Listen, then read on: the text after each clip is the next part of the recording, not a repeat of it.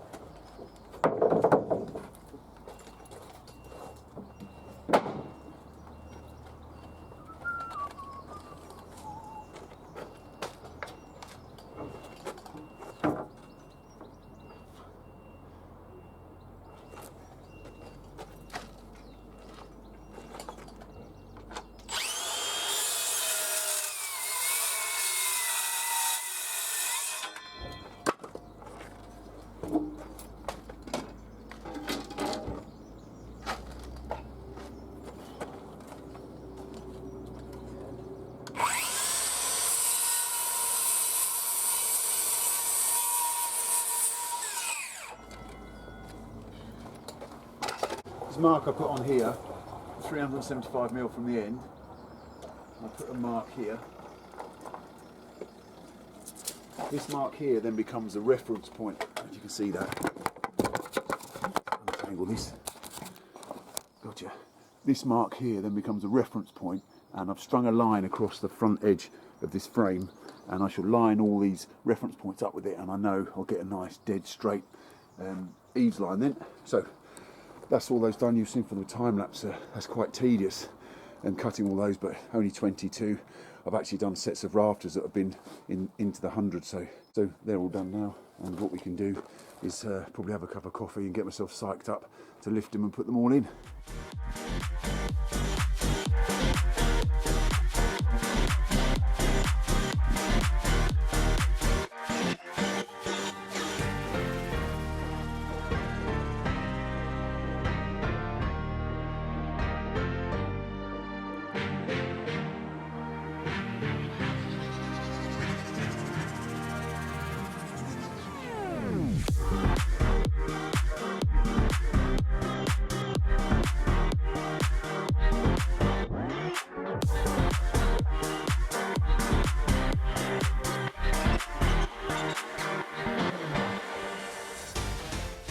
Oh, right, that's all that lot in. That's really tiring. Some of them are really heavy because they're treated. They get left outside and they're very wet. So anyway, I've got them all in, and now what I'm going to do is line them up as I said earlier.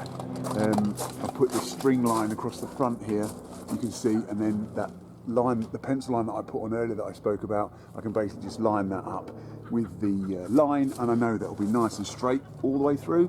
And because obviously the measurement's the same between that mark and the end, the fascia line will be nice and straight. So let's get those lined up and fixed.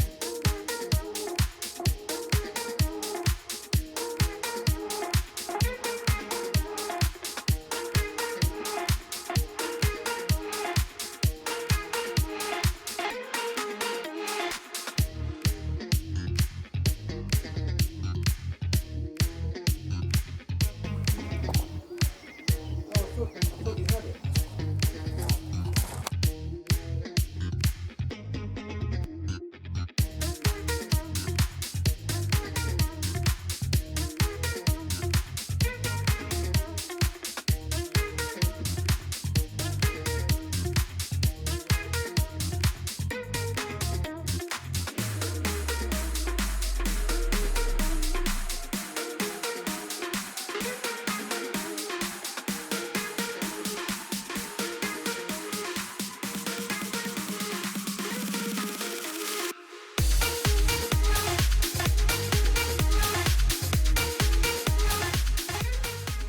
Right, you can see that's that row of centre noggins in. You'll notice that I didn't put them all in one line, I offset them. That was so I could screw through each side, because as I said earlier, I don't know if it's in this video or the previous one, this timber's quite poor, even though it was exchanged for some that was even poorer.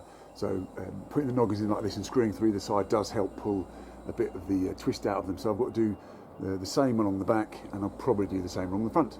So it's quite hard work, and the sun's quite hot, and there's a lot of up and down. I made myself sort of a little temporary scaffold with one of the rafters / joists I've got left over, so that was a little bit easier. But yeah, let's keep going. So it's been really hard work today. I'm quite tired, I'm not going to lie. So I've got all of these noggins in here, see, and what I've had to do is leave them out where this bit of steel going, because obviously what I don't want to do is cut all those noggins in there, and this bit of 4x2 that's holding, that is going to be fixed to the steel but will be holding up the roof joists, floor joists, whatever you want to call them, potentially could sag. And anyway, I've just left them out, but look what's happened. The steel has just rolled up, so that's absolutely brilliant. So we can get that steel off and get it bolted in here and bolted in there, and then I can fix this plate down onto it and finish these noggins through. Excellent. Woo! It's hot today. Right, that's the steel all fitted. Absolutely brilliant, fits perfectly. It's custom made, obviously. It's got some flanges in the end, so I'll put 4 M10x100 coach screws in there that'll hold it absolutely rock solid. And I've pre-drilled them. Just pre-drill them a little bit, so we don't, quite close to the end there. I don't want to split that. On the other side.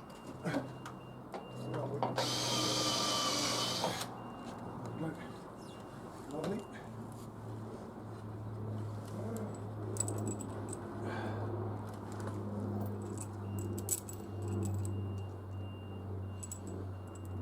You're going to hear that Merlin engine from the Spitfire rumbling overhead, absolutely fantastic. He's been buzzing around all day. No chance filming it though. Ah, lovely. Yeah, so these are those coach screws, M10x100s. They'll have plenty of hold in here. Beautiful. You can tell when it's tight when you hear the tone change in the drill, in the driver. She goes. One more on this side. I'd already done one, so. Yes. Oh. Absolutely brilliant job done. Superb. So I can fix this plate down to the steel now and beam fill the rest of it. Right, so I've got all of those noggins in. It's a new day today actually, so lovely and sunny. I think it's going to be sunny all day with the chance of heat stroke moving in later. So little few jobs I've got to do just to get going today is just my last joist to put across this end and sort of make a tiny little gable end. And then if you can see there, I've got a nice big pack of OSB, which is going to obviously deck out on top of the roof there. I've got to fix a carrier board or fascia down the front here. So yeah, going to get set up and crack on. Should be able to get this job pretty well licked today. Hopefully there's a forklift around here somewhere that's going to lift all that board up on top of me there. Hopefully there's a forklift somewhere that's going to help me lift all that board up on top of this roof, and I should be able to fix it down from there. So let's get going.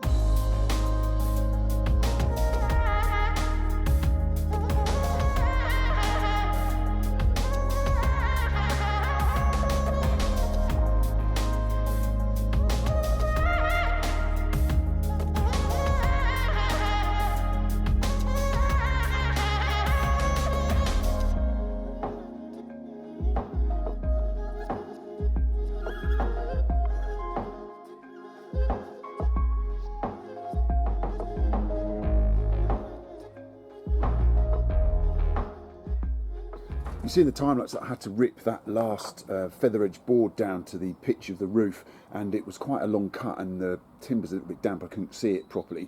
So what I actually did is I got my old guide rail out, because it's much easier to follow a hit and miss line with a guide rail. And I just thought I'd quickly show you that I've got this guide rail adapter for my DHS 680 Makita circular saw, and I have done a little video which I should put a link to now in the top left hand corner if you want to check that video out. It's certainly a handy little bit of kit on the odd occasion I need it for this. It's not my main track saw, but it's certainly handy in a sort of rougher first fix situation like this. Right, so there you go. You just see I quickly framed that out with some 4x2 offcuts I had and just featherboarded it. There'll be a little soldier piece I put on the front here to finish that, and obviously there'll be a little corner block on the end there. What I'll do now, as I said, is put the fascia down here, and when I bring the ply across, what I shall do is bring the ply across, well, it's actually OSB, I'll bring the ply across the outside face of that featherboarding, and then there's like the roofer puts a 2x1 strip batten across the end, so that will all come in nicely in line there.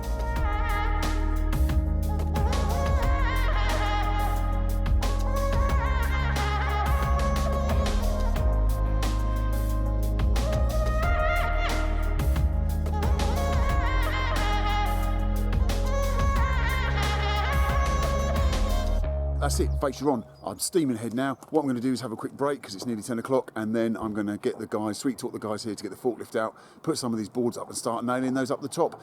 Really motoring today, it's great. Solar powered, obviously. So finally we're up top. Look at that there, look, it's a big, I mean it's a roof, but it looks more like a floor, doesn't it? So that's all done. As you can see, all my noggins, I've got the central row here, the row on the perimeter at the eaves at the front, and there's a row at the back. I might put a sort of a ring board on the back yet, but I'm not sure. I'm going to start from the front anyway. But yeah, look, it's quite an impressive looking structure actually. Let's just turn around. When you look at it from here, look, 8 or so metres up that way and 4.8 across here.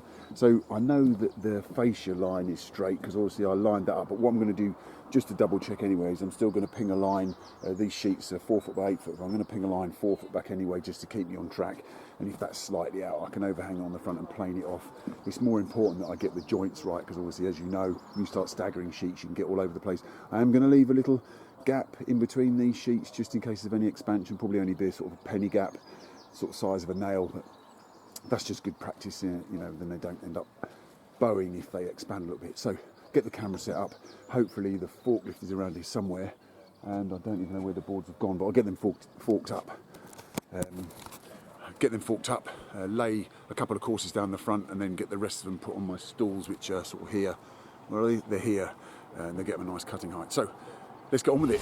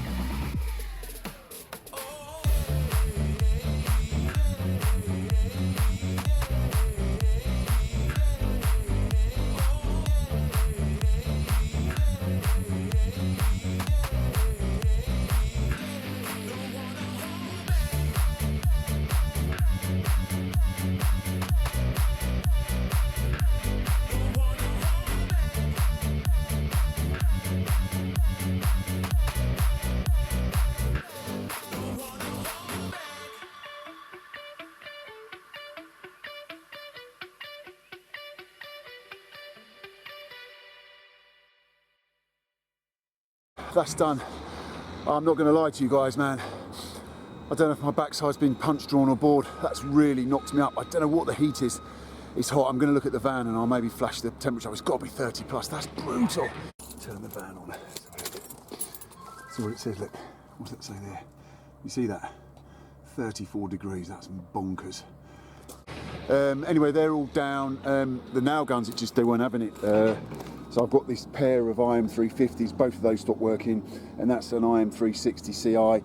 That powered on through, but even that stopped feeding nails now. So they're hot to the touch. The black handle of my Makita saw, you could only hold it long enough to cut one of those rips off. So, you know, I hope it doesn't sound like I'm complaining, but that's brutal. But you just got to get your head down and you've just got to get your head down and crack on, because you know, no one else is going to do it, and the roofer's coming this afternoon to rubber roof it. So I'm going to get off this roof now and have a bit of a break, because I'm absolutely parched and I need a rest. I've got to sort the detail out along this back for an upstand, and as I said earlier, I've just got to ping a nice straight line down these boards. I've let them fly, cut them off so that the sort of batten that he puts around the edge just throws the roofing over. I don't know what he's going to do, but so yeah, I mean, that's you stand here, look, it's a big old roof across there now, so I'm really glad that's done. So as I said, going to have a break now, maybe try and find a big puddle and lay myself down in it belly first like an old Labrador.